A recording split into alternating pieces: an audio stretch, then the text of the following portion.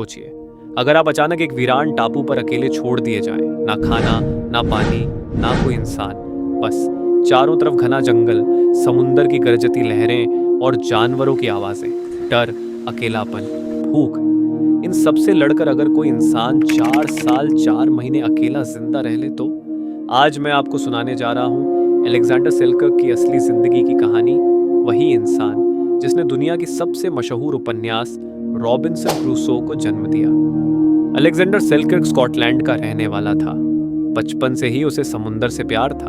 जवान होते ही वो एक जहाज पर नाविक बन गया। वो साहसी था पर गुस्सैल भी। 1704 में एक दिन वो अपने जहाज के कप्तान से लड़ पड़ा। गुस्से में उसने कह दिया, मुझे इस टापू पर छोड़ दो, मैं खुद को संभाल लूंगा। कप्तान ने भी बिना सोचे समझे उसे साउथ पैसिफिक के एक छोटे से टापू पर अकेला छोड़ दिया, कुछ कपड़े, बंदूक, चाकू, एक बर्तन और एक बाइबल के साथ। उसे लगा था जल्दी कोई जहाज आ जाएगा, पर उसे नहीं पता था ये छोटी सी जिद उसे दुनिया का सबसे बड़ा अकेलापन दे दे। पहली रात ही अलेक्जेंडर को एहसास हो गया कि वो क्या कर बैठा। रात को जंगल से जानवरों की डरावनी आवाजें आती थीं। उसने खुद को बचाने के लिए पेड़ों पर चढ़कर रात काटी। अगली सुबह भूख ने उसे परेशान किया। आसपास समुंदर था, लेकिन बिना नाव के मछली पकड़ना मुश्किल था। वो छोटे केकड़े, घोंघे पकड़कर भूख मिटाता रहा। अलेक्जेंडर ने हार नहीं मानी। धीरे धीरे उसने जंगल के अंदर जाकर सुरक्षित जगह ढूंढी। उसने लकड़ियों से झोपड़ी बनाई, बारिश से बचने के लिए पत्तों से छत बनाई। खाने के लिए उसने जंगल के फलों, नारियल और जंगली बकरियों का सहारा लिया। उसने अपनी बंदूक से बकरियों का शिकार करना सीखा। एक बार उसने खुद को बीमार महसूस किया। बगैर दवा के उसने पेड़ पौधों से जड़ी बूटी ढूंढकर खुद को ठीक किया।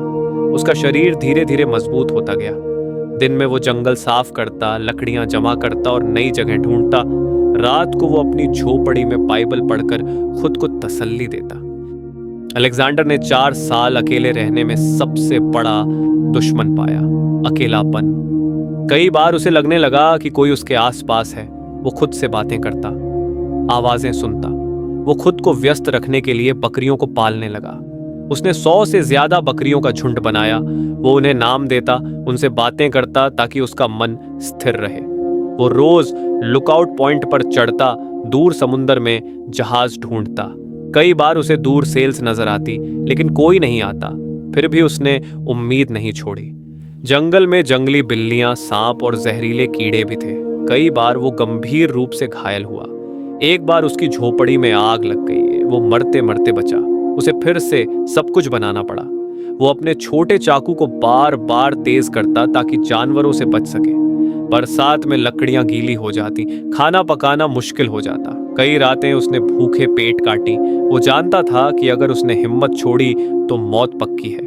4 साल बाद आखिरकार अलेक्जेंडर की दुआ कबूल हुई। एक अंग्रेजी जहाज उस टापू के पास से गुजर रहा था।